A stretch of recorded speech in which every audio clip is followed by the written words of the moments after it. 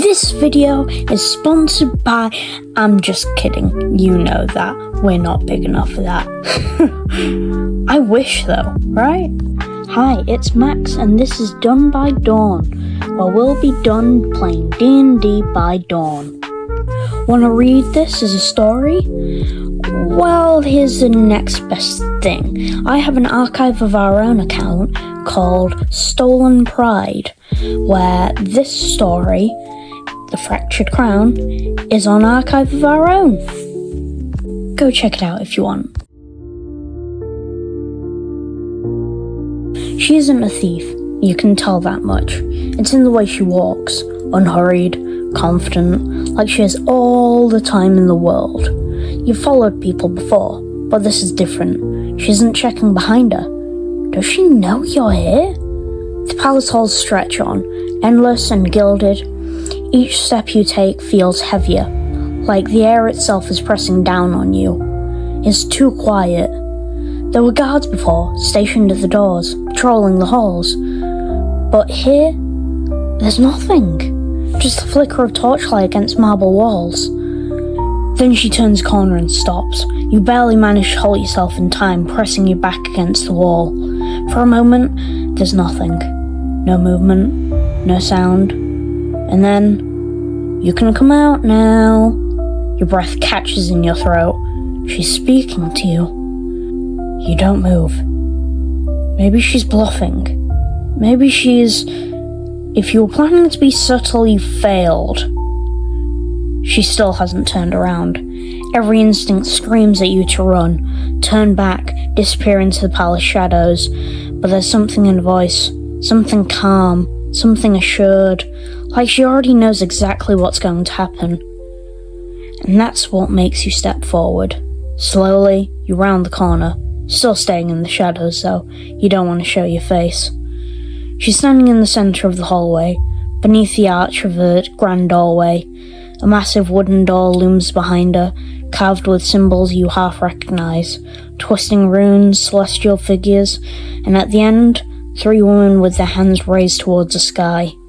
3 goddesses. Life, death, reality. The Queen's entire rule is built around them. The city, the palace, everything. In fact, all of Sar. It all traces back to their will. Or at least that's what the nobles like to say. You never cared too much for the gods. A thief in the Queen's own home, the woman says, finally turning to face you. You freeze. She's younger than you expected.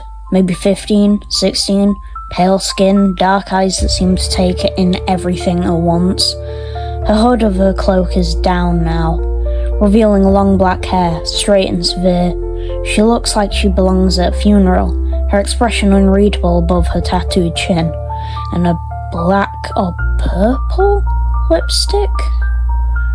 I expected you to run, she continues. You straighten, ignoring the way your heart pounds. Never show fear, never show weakness, all that jazz. I expected you to call the guards, you counter. A small, almost amused smile tugs at the corner of her lips. Why would I do that?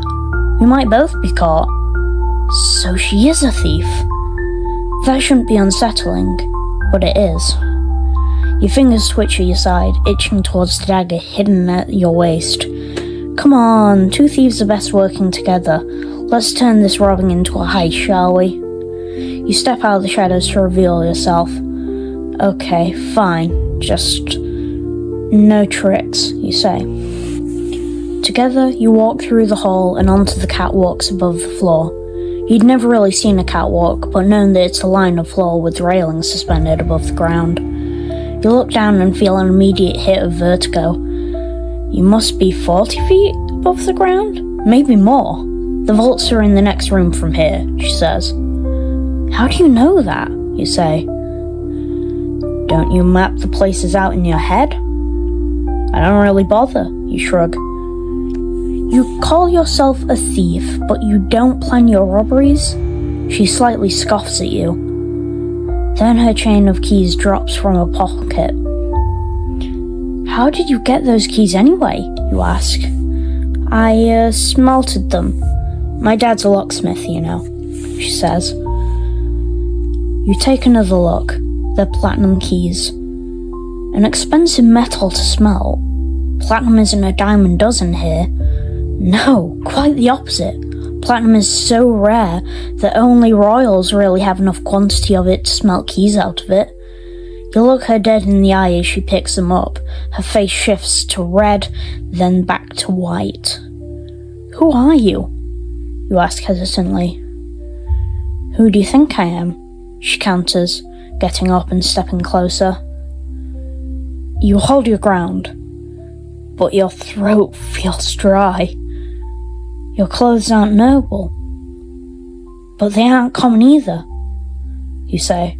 She moves too easily through the palace, like she belongs here.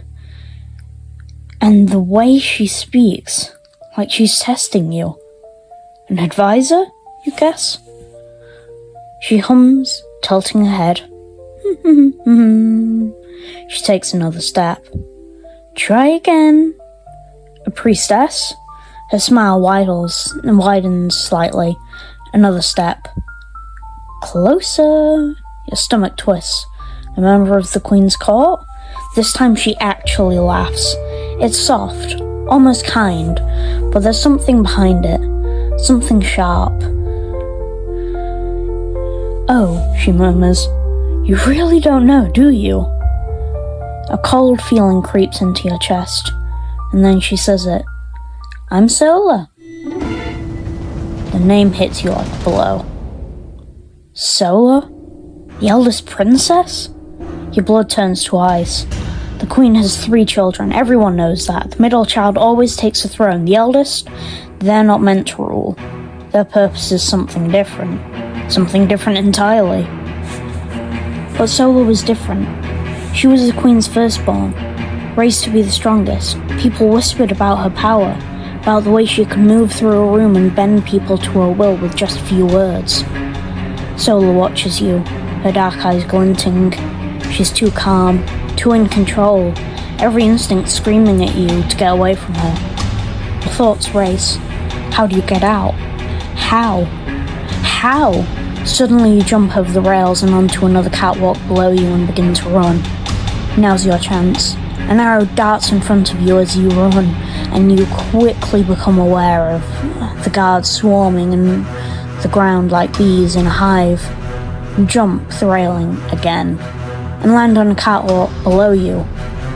The door is in front of you. You make it as an arrow hits the door that's now behind you. You dart round the corner to see nothing. You see, a heavy crack rings out, and pain explodes through the side of your head. The world tilts as you tumble to the ground. Darkness rushes in. The last thing you see is Sola, still watching, still smiling. That's the end of this video. In the next episode, you'll get to make a big decision, so stay tuned, and I'll see you soon. Check The Fractured Crown by Stolen Pride on Archive of Our Own, please. It would mean so much. As always, thank you, goodbye, play some more D&D.